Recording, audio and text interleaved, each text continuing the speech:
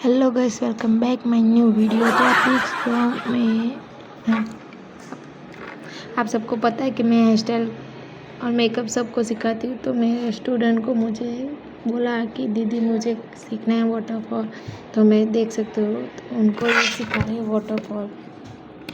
उनको इतना प्यार से सिखा रहे थे। ये देखो हम दोनों मस्ती कर रहे हैं और फिर वाटरफॉल सीख रहे हैं, इसलिए वो भी बोलना हो और मैं भी बोलना हूँ। तो हमें बहुत ही अच्छा लगता है। दोनों शॉप पे हो ना, तो मेरे स्टूडेंट 3 हैं, अभी 2 नहीं हैं, वो बाहर गए।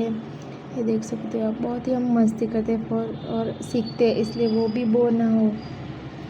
तो इस તમારે પણ આ રીતે વોટરફોલ કોઈ બી हेयर स्टाइल सीखे तो આ નંબર પર મને મેસેજ કરો, લાઈક કરો, શેર અને સબસ્ક્રાઈબ કરવાનું તો ભૂલતા જ નહીં। તો મારું પાર્લર છે નડિયાદમાં, એકદે શારદા મંદિર સ્કૂલની એક્ઝેક્ટ બાજુમાં। તો તમારે પણ કોઈને બી આ हेयर स्टाइल કરવી હોય યા શીખવી હોય તો આ આઈડી પર મને મેસેજ કરો। ચલો બાય, ટેક કેર।